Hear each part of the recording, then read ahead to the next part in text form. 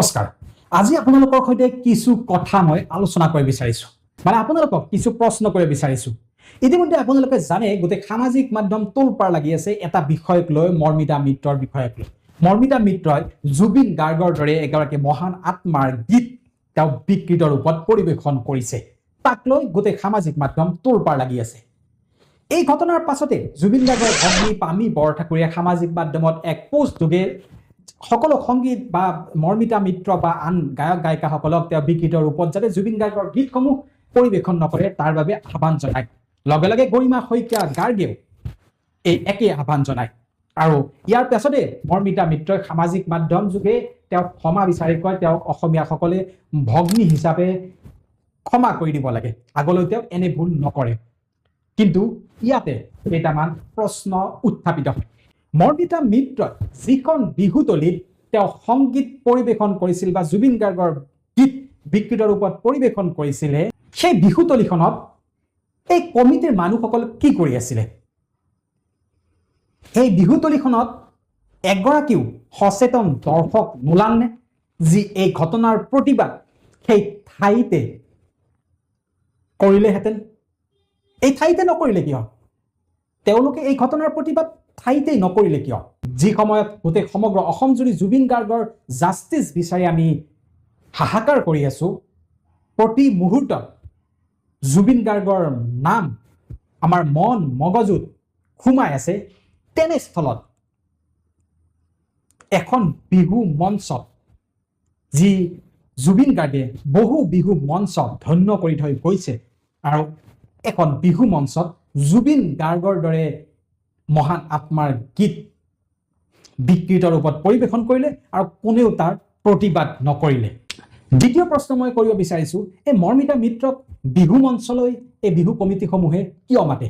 মৰ্মিতা মিত্ৰই হাজাৰ হাজাৰ গীত গাই অসমক ধন্য কৰিছে মৰ্মিতা মিত্ৰই ধুনীয়া গীত পৰিবেশন কৰে মৰ্মিতা মিত্ৰৰ কণ্ঠ শুৱলা নে আন কিবা নে মৰ্মিতা মিত্ৰই গীতৰ তালে তালে নৃত্য কৰি দৰ্শকক মনোৰঞ্জন দিয়ে নে মৰ্মিতা মিত্ৰ কিছুমানৰ বাবে দেখিবলৈ ধুনীয়া আৰু সৌন্দৰ্য উপভোগ কৰিবলৈ এই ৰাইজৰ পৰা চান্দা উঠাই উঠাই যি আমি বিহু আমি অনুষ্ঠান কৰোঁ সেই অনুষ্ঠানলৈ আমি মৰ্মিতা মিত্ৰৰ দৰে আমি গায়িকা মাতো দ্বিতীয় কথা এটা মই উত্থাপন কৰিব বিচাৰিছো কেইবছৰমান পূৰ্বে জুবলীৰ পোচাক বিতৰ্কক লৈ বহুতে বিহু কমিটিসমূহ গৰম হৈ গৈছিলে তাৰপাছত যোৱা বছৰ দিগন্ত ভাৰতী ডাঙৰীয়া তেওঁক লৈ যি বিতৰ্ক আৰম্ভ কৰিছিল তেওঁক কেনেদৰে এক অপমান কৰিছিলে গুৱাহাটীৰ দৰে এখন বিহু কমিটিয়ে তেনেস্থলত মৰ্মিতা মিত্ৰৰ বাবে তেওঁলোকে এবাৰো এতিয়ালৈ কিয় মাত দিয়া নাই এই প্ৰশ্নসমূহ আজি উত্থাপন কৰিব লগা হৈছে কাৰণ তেওঁ জুবিন গাৰ্গৰ দৰে এগৰাকী মহান আত্মাৰ গীত তেওঁ বিকৃত কৰিছে এলাপেচা মানুহৰ গীত বিকৃত কৰা নাই মৰ্মিতা মিত্ৰৰ প্ৰতি কোনো আমাৰ বেয়া ভাৱ নাই সামাজিক মাধ্যমত কিছুমানে প্ৰশ্ন উত্থাপন কৰিছে মৰ্মিতা মিত্ৰ ৱেষ্ট বেংগলৰ হয় পশ্চিম বংগৰ হয় তেওঁ কিয় আমি অসমত গান গাবলৈ দিছোঁ কিন্তু তেনে কথা নহয় গীতে কোনো ধৰণৰ জাতি ধৰ্ম ৰাজ্য বা ভেদাভেদ একো নিবিচাৰে গীতে মানুহক একত্ৰিত কৰে কিন্তু কোনোবাই যদি বাহিৰৰ পৰা আহি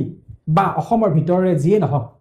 কোনোবাই যদি জুবিন গাৰ্গৰ দৰে মহান আত্মাৰ এগৰাকীৰ গীত বিকৃত কৰে তেতিয়া আমি প্ৰশ্ন উত্থাপন কৰিবই লাগিব তাৰ উদ্দেশ্য কোনো মৰ্মিতা মিত্ৰক সমালোচনা কৰি মৰ্মিতা মিত্ৰৰ যি সংগীতৰ কেৰিয়াৰ আছে সেই কেৰিয়াৰ আমাৰ ধ্বংস কৰা কোনো উদ্দেশ্য নহয় কিন্তু আমি আমাৰ অসমীয়াৰ যি অনাগত কিমান শতিকালৈ আমি জুবিন গাৰ্গৰ দৰে মানুহ পাম নে নাপাম আমি নাজানো আৰু সেইগৰাকী যি মহান আত্মাৰ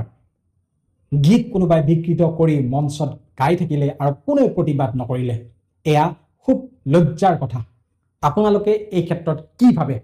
কমেণ্ট কৰক লগতে মোক যদি ফেচবুকত চাই আছে আপুনি ফলো কৰিবলৈ নাপাহৰিব ইউটিউবত চাই আছে যদি ছাবস্ক্ৰাইব কৰিবলৈ নাপাহৰিব